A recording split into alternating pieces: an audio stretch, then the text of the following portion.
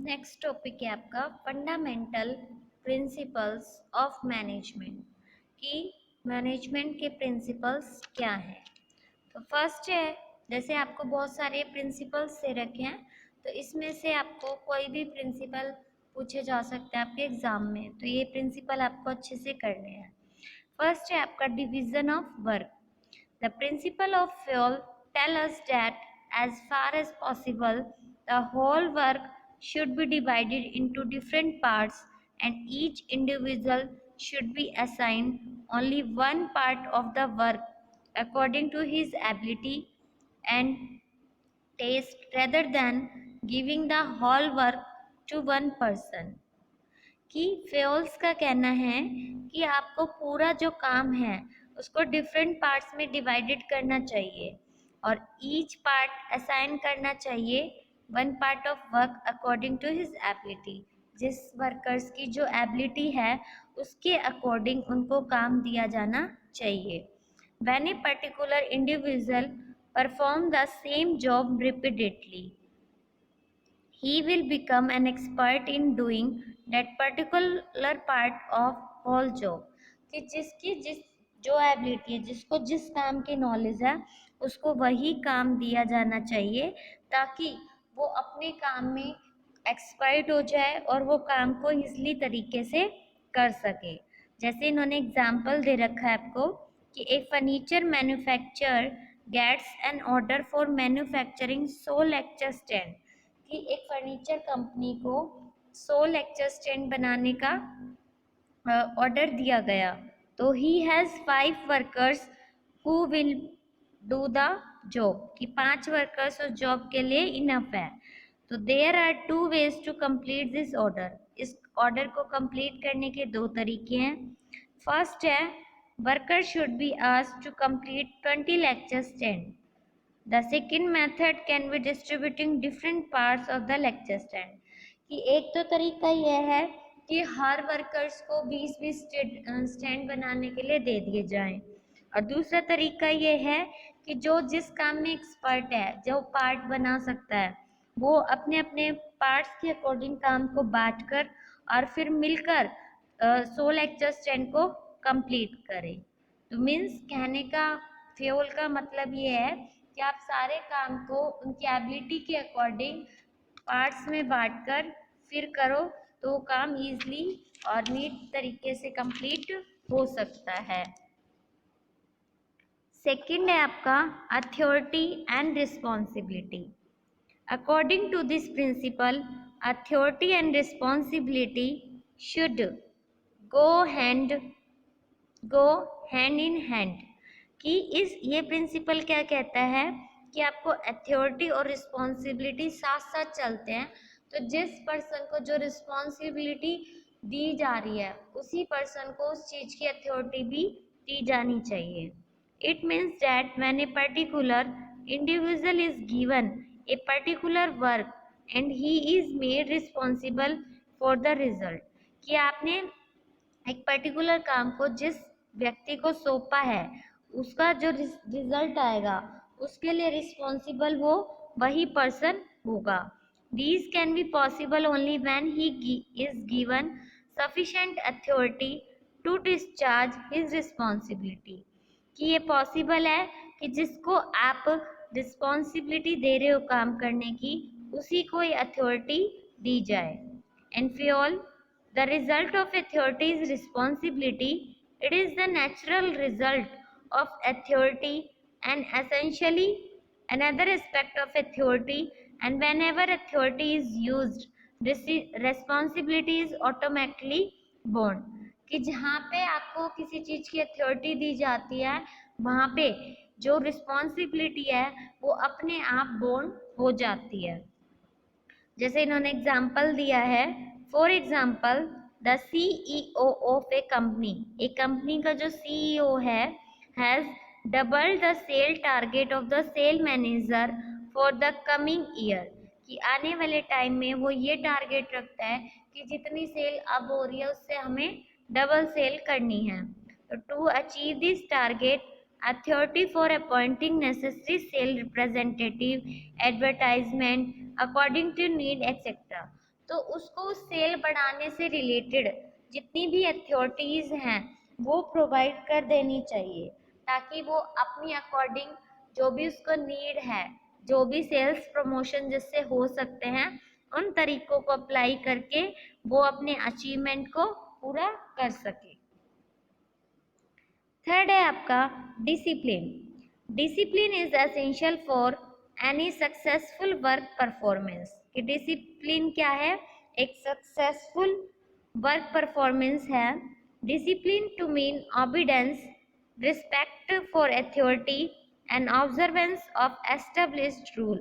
कि डिसिप्लिन है वो रिस्पेक्ट, जो आपको अथॉरिटी दी गई है उसको रिस्पेक्ट करना, और ऑब्जर्वेंस ऑफ एस्टेब्लिश, कि जो भी काम हो रहा है वो कैसे करना है, जो भी रूल्स हैं वो कैसे हमें फॉलो करना है, ये बताता है। Discipline Discipline be established by providing good supervision at all levels, clearly explaining the rules and implement system of reward and punishment. Discipline provide करवाता है गुड सुपरविजन ऑल लेवल्स पे। जितने भी रूल्स हैं, रिवार्ड्स हैं, उनको अगर आप फॉलो नहीं करते तो पनिशमेंट दी जानी चाहिए। A manager can present a good example to be A manager can present a good example to his subordinates, discipline himself।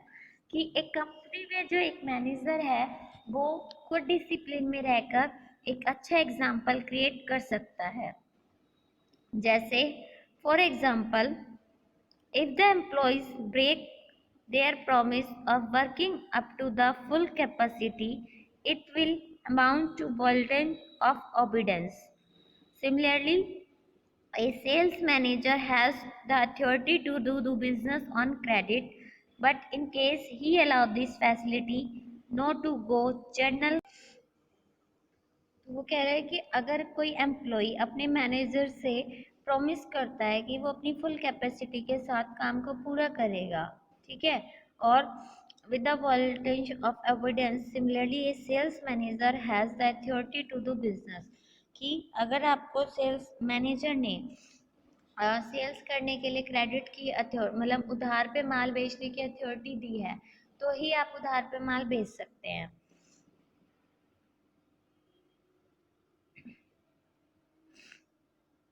तो इसमें मेनली आप डिसिप्लिन कैसे मेंटेन कर सकते हैं एक मैनेजर के द्वारा, या डिसिप्लिन करने के क्या बेनिफिट्स होते हैं, ये पॉजिटिव इफेक्ट्स और नेगेटिव इफेक्ट्स दोनों आपको पढ़ने हैं। उसके बाद नेक्स्ट है आपका यूनिटी ऑफ कमांड।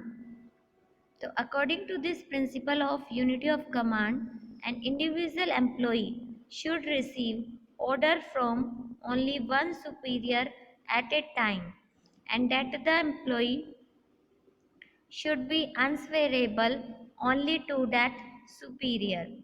कि इस प्रिंसिपल के अकॉर्डिंग यूनिटी ऑफ कमांड यानी कि कोई भी इंडिविजुअल एम्प्लॉई रिसीव करता है ऑर्डर को एक ही सुपीरियर से एक ही टाइम पे, that employee should be answerable only to that superior. कि जिस सुपीरियर ने उसको काम दिया है तो उसका जो भी रिजल्ट होगा वो उसी सुपीरियर को अपना जवाब देगा। But if there are many superior giving order to the same employee, he will not be able to decide as to which order is to be given priority। कि अगर आपको बहुत सारे सुपीरियर काम को बता रहे हैं, काम को दे रहे हैं, तो वो ये डिसाइड नहीं कर पाएगा कि उसको पहले किसके काम की प्रायोरिटी देनी है। He thus find himself in a confused situation। वो इस सिचुएशन में क्या हो जाएगा? कंफ्यूज हो जाएगा। Such a situation adversely affect the efficiency of the subordinate। जो subordinates हैं उसकी efficiency पर adverse effect वो पड़ेगा। On the other hand, when there are many superiors, every superior would like his order to be given priority। कि when there are many superior, अगर वो बहुत सारे superiors का कहना मानता है तो every superior ऑर्डर देगा उसको प्योरिटी देने के लिए। But this ego problem create a possibility of their own efficiency is like to be effective, कि उसकी इफेक्टिव को जो एफिशिएंसी है उसको नेगेटिव इफेक्ट पड़ेगा। तो इसके कहने का मतलब है, जैसे आपको डायग्राम में भी दिखाया है कि एक व्यक्ति को एक ही मैनेजर से, एक ही सुपीरियर से डायरेक्शन मिलनी चाहिए। अगर उसके बहुत सारे सुपीरियर होते हैं तो वो काम करने के लिए कंफ्यूज हो जाता है कि उसको काम को कैसे कंप्लीटली करना है। जैसे M1 है, वो S1 S2 S3 ये सारे वर्कर्स हैं, इनको काम दे रहा है तो काम इजीली इफेक्टिव तरीके से हो रहा है। लेकिन मान लो M1 और M2 दो सुपीरियर हैं और वो S1 S2 S3 दोनों सुपीरियर जो हैं वो तीनों को देख रहे हैं और तीनों को काम दे रहे हैं। तो उससे क्या है, S1 और S2 कंफ्यूज हो जाएंगे कि वो अपने M1 मैनेज मतलब जो सुपीरियर है उससे काम, उसके अकॉर्डिंग काम करे, या जो S2 यानी कि M2 सुपीरियर है उसके अकॉर्डिंग काम करे। तो फ्योल का कहना है कि एक व्यक्ति को एक टाइम पे एक के द्वारा ही गाइडेंस दी जानी चाहिए। फिर इसके पॉजिटिव और वॉलेंट यानी कि नेगेटिव इफेक्ट्स दे रखे हैं। तो यहाँ तक आपको पढ़ने हैं।